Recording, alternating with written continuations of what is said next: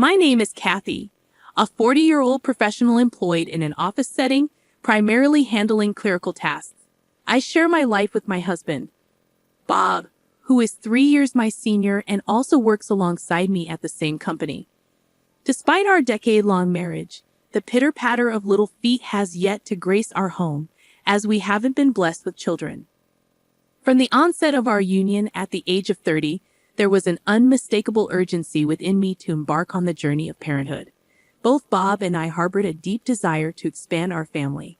While the ticking of the biological clock is less pressing for men like Bob, I couldn't shake the feeling that my window of opportunity was closing by the time I reached 35.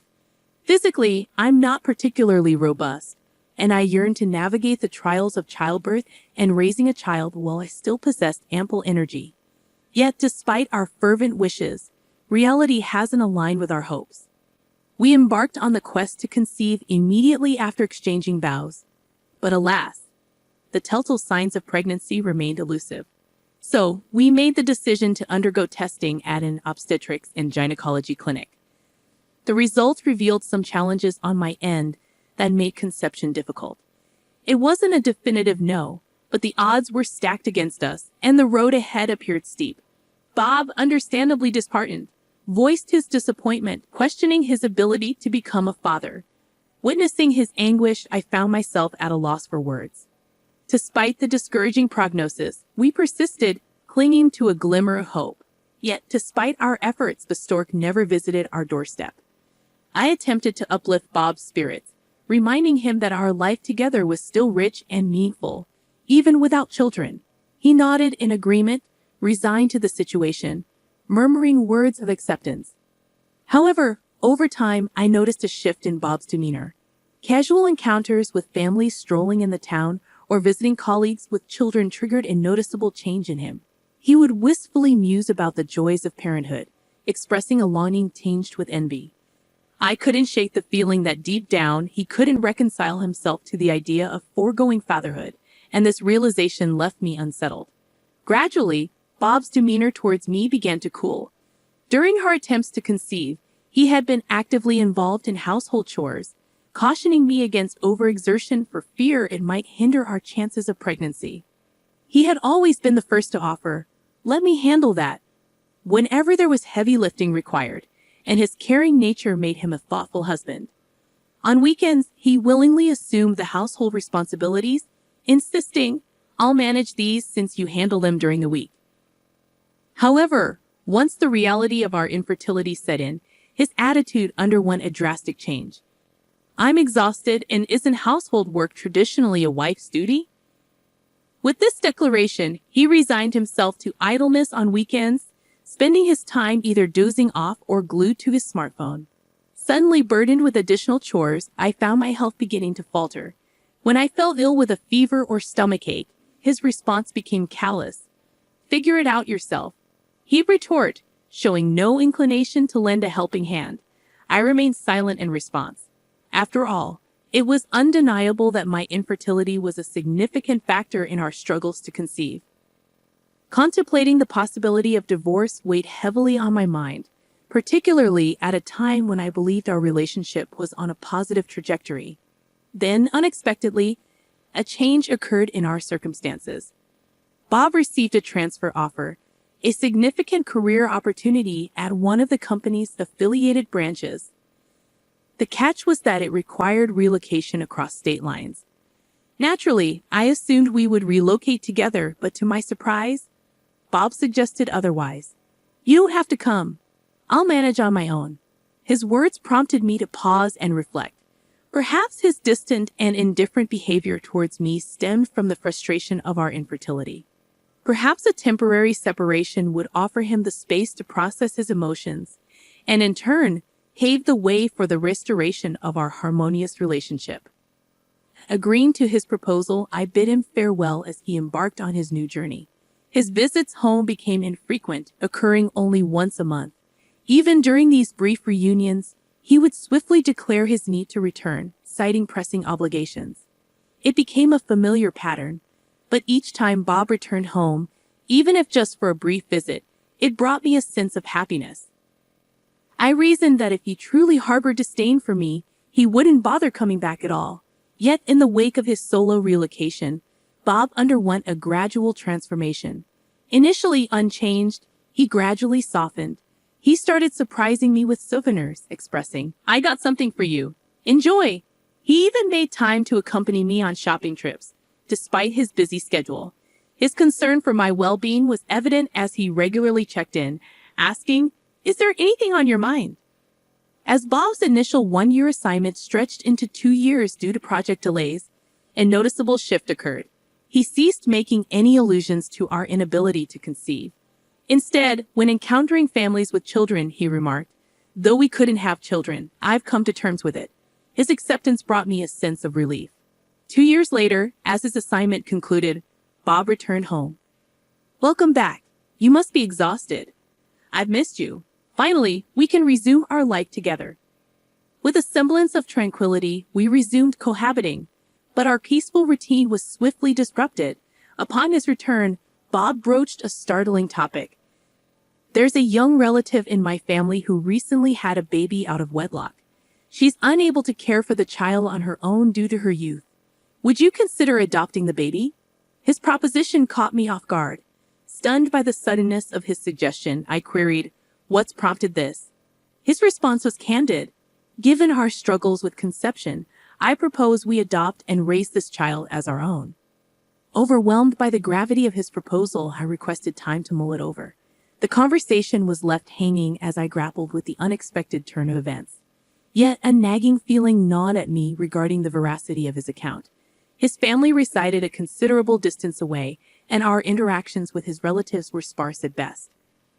Our relationship with them was so distant that annual Christmas cards constituted the extent of our communication. Having skipped a formal wedding ceremony, my acquaintance with Bob's relatives remained limited. Reluctantly entertaining the notion of adopting a child from a virtual stranger, I expressed my reservations to Bob. "Could I meet the child's parents?" "I'd like to understand who they are," I ventured. His response was unexpectedly firm. "Why does it matter? Why are you so fixated on that?" In my view, knowing the child's background and the reasons behind the decision to relinquish parental responsibility was crucial. I pressed Bob for details, only to be met with resistance. "The father ran away, I heard. Stop prying into their affairs," he snapped, visibly agitated by my inquiries. Feeling a sense of incredulity and frustration, I couldn't help but voice my concerns. Taking in a child from complete strangers isn't a decision to be made lightly, I countered sharply. His reaction was swift and startling. "Enough. If you're not on board with this, then it's over between us. Leave right now." His words rang out, revealing a stark truth. It seemed his desire for a child eclipsed all other considerations. I began to feel as though my presence was inconsequential to him, a belief that slowly solidified within me. Sensing that I had reached my breaking point, I made a decision. "Fine. I'll gather my things and leave," I declared, swiftly packing my belongings and departing our home that very day. With no immediate destination in mind, I sought refuge in a motel close to the train station. The divorce proceedings with my husband proceeded smoothly, facilitated by legal intervention to sidestep any potential conflicts over alimony, property division, and related matters. Deciding it was best to distance myself from the workplace where my ex-husband and I had once toiled side by side, I tendered my resignation and secured a position at a small law firm, leveraging my computer proficiency and administrative assistant certifications. Adjusting to my new professional environment took some time, but I managed to find my footing, navigating each day with a semblance of tranquility. Accustomed to the solitude of my separate existence for 2 years, I had grown accustomed to returning to an empty abode.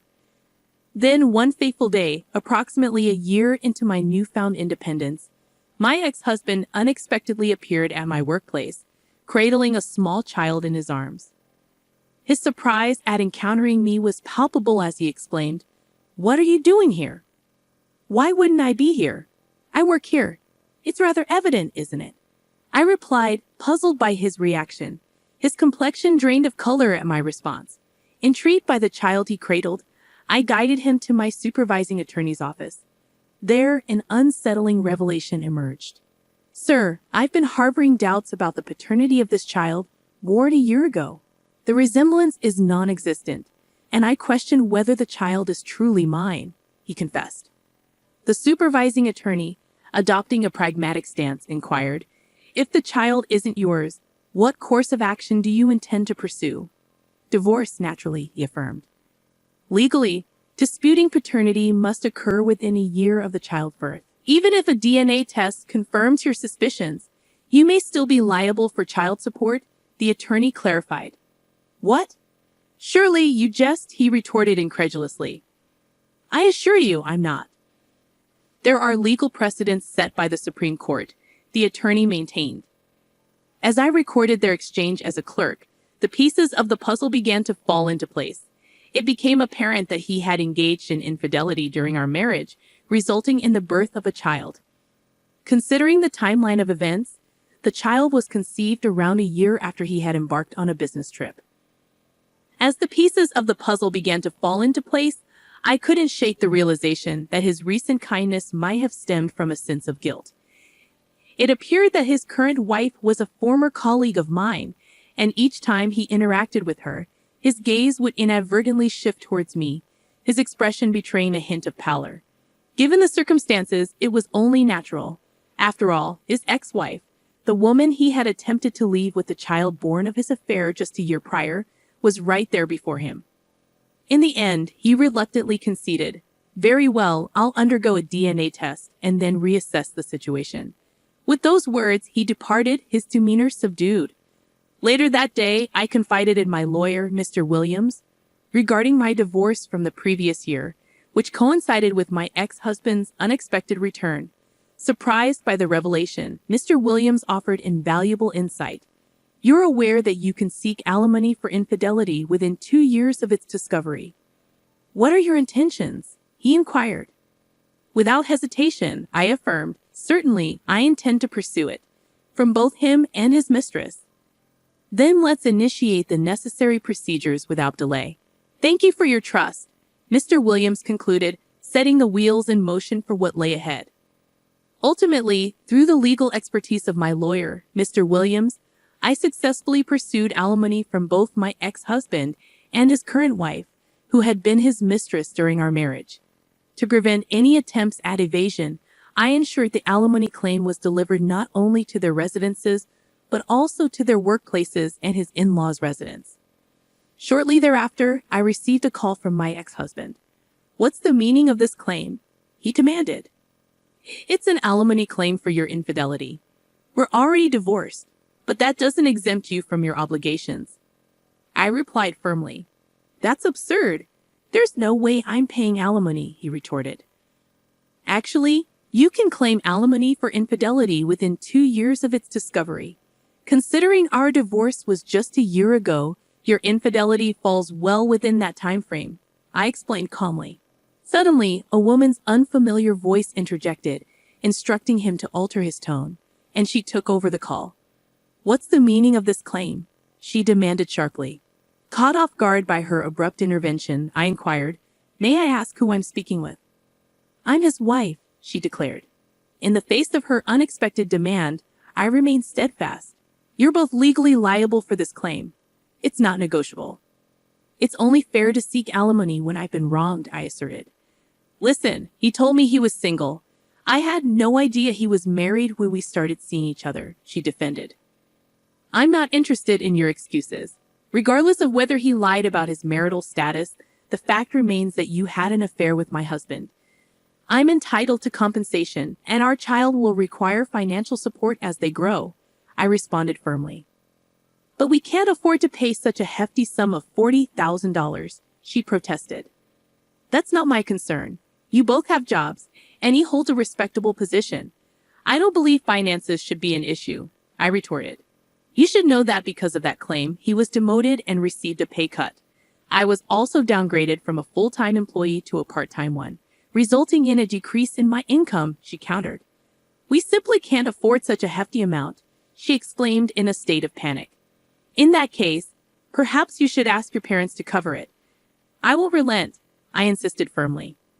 I refuse to pay a single cent, she shouted, and her husband returned to the phone.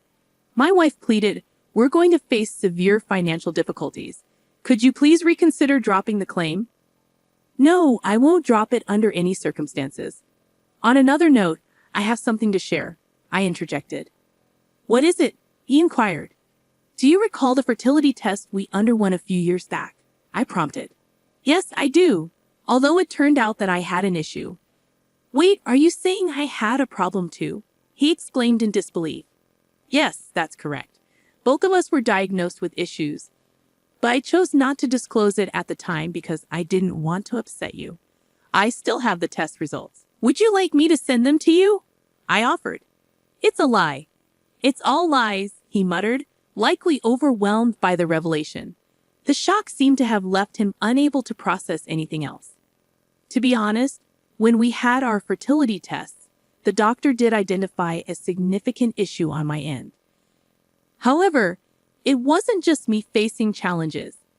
Bob had his own issues too. The doctor made it clear to me both of you are facing difficulties, so conceiving may prove to be a challenge. "Kathy, this isn't solely your problem."